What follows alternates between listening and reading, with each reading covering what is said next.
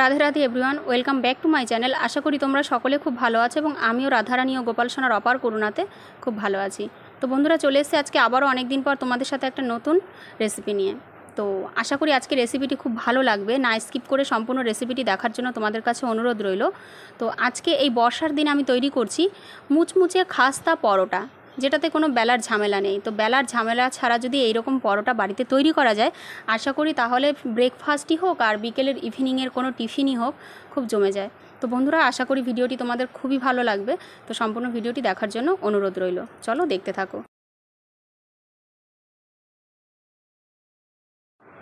তো বন্ধুরা দেখো, সবার প্রথমেই আমি মুচমুচে খাস্তা পরোটা তৈরি করার জন্য যে উপকরণটি নিয়েছি সেটা হলো একটা পাত্র নিয়ে নিয়েছি এবং এতে আমি পরিমাণ মতো ময়দা দিয়ে দেব। তো আমি একটা চায়ের কাপের 3 কাপ ময়দা নিয়েছি, যেটার আমি যদি পরিমাণ বলতে চাই তবে সেটা হবে 250 গ্রাম। তো তোমরা এর পরিমাণটা বাড়িয়ে অথবা কমিয়েও নিতে পারো। এবার আমি এর মধ্যে যে উপকরণটি অ্যাড করব সেটা হচ্ছে হালকা পরিমাণে নুন। তো সেই নুন দিয়ে আমি হাতের সাহায্যে খুব ভালোভাবে ময়দাটাকে মিশিয়ে নেব। তো বন্ধুরা দেখো, আমি এটা হাতের সাহায্যে খুব ভালোভাবে মিশিয়ে নিয়েছি। তো এইবার আমি এতে ময়াম দেবো। তো ময়ামের জন্য আমি এখানটায় ইউজ করেছি রিফাইন অয়েল। তো অয়েলের পরিমাণটা একটু যদি বেশি হয় তবে ময়ামটা খুব ভালো হয়। আর ময়াম যদি ভালো হয় তাহলে লুচি পরোটা যেটাই তৈরি করি না কেন সেটা খুব টেস্টি এবং খুব মুচমুচে হয়, খাস্তা হয় এক কথায়। তো সেই জন্য দেখো, আমি এখানটায় বেশ কিছুটা পরিমাণ তেল নিয়ে নিয়েছি। তো এবার আমি এটাকে আবারও হাতের সাহায্যে দেখো ময়াম দিয়ে নিয়েছি। তো কখন বুঝবে ময়ামটা কমপ্লিট হয়েছে? দেখো, হাতে যখন মুঠ হয়ে যাবে। তো আমার ময়ামটা দেখো একদম মুঠ হয়ে গেছে। তো আমি বুঝতে পেরেছি পুরো পারফেক্টলি আমার ময়ামটা কমপ্লিট হয়েছে। এইবার আমি এতে যেটি অ্যাড করব, আস্তে আস্তে হালকা হাতে একটু একটু করে জল নিয়ে নিয়েছি। তো তোমরা চাইলে এটা গরম জলেও মাখতে পারো অথবা ঠান্ডা জলেও। তো গরম জল নিলে খুবই উষ্ণ গরম জল নেবে। তো আমি এটাকে এরকমই হালকা উষ্ণ গরম জল নিয়েই আমি ময়দার ডোটাকে তৈরি করছি। তো হালকা হাতে জল নেব আর একটু একটু করে আমি ময়দার ডোটাকে তৈরি করব। তো দেখো বন্ধুরা, আমার ময়দার ডোটা কমপ্লিট হয়ে গেছে। না শক্ত না খুব নরম, এরকমভাবে মাখতে হবে। বেশি নরম হলে পরোটাটা খুব একটা ভালো হবে না। তো দেখো, না শক্ত না নরম, এইরকমভাবে আমি তৈরি করে নিয়েছি। আর আমার ডোটা পুরোপুরি সুন্দরভাবে সেট হয়ে গেছে। তো এইবার আমি যেটা করব সেটা হচ্ছে এর উপরে হালকা হাতে কিছুটা পরিমাণ রিফাইন অয়েল নিয়ে নেব এবং এই ডোটার উপরে ছড়িয়ে দেবো, যাতে করে এই ডোটা শুষ্ক না হয়ে যায়।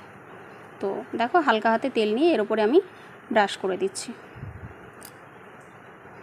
দেখো, ফাইনালি আমার ডোটা একদম কমপ্লিট রেডি হয়ে গেছে।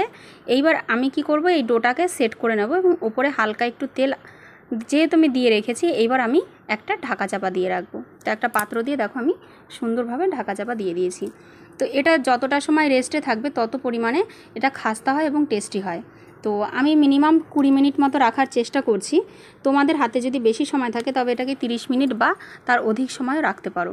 তো দেখো বন্ধুরা, দেখো প্রায় 30 মিনিট পরে আমি ঢাকা খুলে নিয়েছি। এবার দেখো কতটা সুন্দর সফট হয়েছে আমার ডোটা। তো দেখো একদম ফুললি পারফেক্ট সেট হয়ে গেছে। এইবার আমি এটার থেকে লেচি কেটে নেব। তো দেখো, আমার এই 250 গ্রাম ময়দার ডোটা থেকে 4টে লেচি হয়েছে। আর এই লেচিটা নর্মাল আটা রুটি যেইটুকুনো তৈরি করি তার থেকে একটু সাইজে বড় নিতে হবে। আর এইদিকে দেখো একটা আমি ব্যাটার তৈরি করে নিয়েছি। যদি কর্নফ্লাওয়ার থাকে তবে কর্নফ্লাওয়ার দিয়ে তৈরি করবে। তো আমার কাছে আজ কর্নফ্লাওয়ার ছিল না, তাই আমি কিছুটা পরিমাণে ময়দা নিয়ে নিয়েছি আর রিফাইন অয়েল মিক্সড আপ করে একটা ব্যাটার তৈরি করে নিয়েছি। তো দেখো, ব্যাটারের গাঢ়ত্বটা এমন থাকলেই হবে। এইবার আমি যে লেচিগুলো কেটে নিয়েছিলাম সেইগুলোকে একটা পিঁড়ির ওপর তেল দিয়ে আস্তে আস্তে করে বেলে নিয়েছি। তো দেখো, লেয়ারটা এই সাইজে মোটা রাখবে, না অধিক সরু না খুব মোটা। তো দেখো, আমি লেচিটাকে খুব ভালোভাবে মোটামুটি বেলে নিয়েছি। এইবার এর ওপরে আমি যে ব্যাটারটা তৈরি করে রেখেছিলাম সেই ব্যাটারটাকে দিয়ে দেবো। দিয়ে হাতের সাহায্যে আমি ব্যাটারটাকে পুরো ভালোভাবে এই রুটিটার ওপরে আমি সেট করে নেব। তো দেখো তো বন্ধুরা দেখো, আমি যে ব্যাটারটা তৈরি করেছিলাম সেটা আমি রুটির ওপরে খুব ভালোভাবে সেট করে নিয়েছি। এইবার আমি যেটি করব সেটি হচ্ছে একটা চাকুর সাহায্যে এই রুটিটার মাঝ বরাবর আমি কাটবো। তো দেখো, আমি প্রথমে একটা চাকু নিয়ে নিয়েছি। এবার আমি দেখো মাঝ বরাবর কেটে নিচ্ছি। তো বন্ধুরা দেখো, মাঝ বরাবর আমি যেহেতু কেটে নিয়েছি, এইবার এখান থেকে আমি একটা পাশ ধরে রুটিটাকে ফোল্ড করতে লাগবো। তো দেখো, খুব আস্তে আস্তে হালকা হাতে খুব সাবধানে ফোল্ড করতে হবে যাতে কোনো পাশ ছিঁড়ে না যায়। তো খুবই সাবধানতার সাথে ফোল্ডটা করতে হবে। তো দেখো, আস্তে আস্তে আমি ফোল্ডটা করে নিচ্ছি।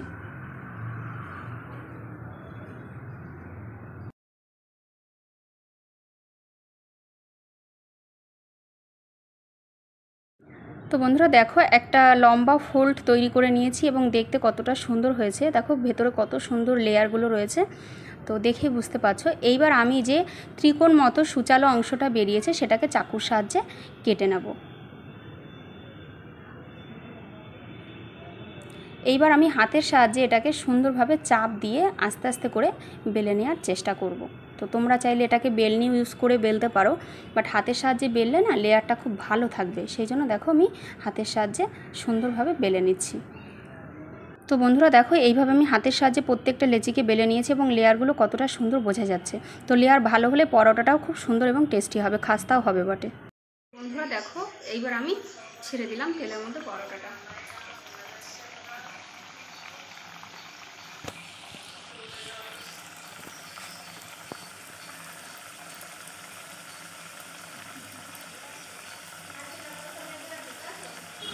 তো বন্ধুরা দেখো এইভাবে আমি একে একে প্রত্যেকটা পরোটা ভেজে নেব। এই সময় গ্যাসের ফ্লেম লো টু মিডিয়াম রেখো।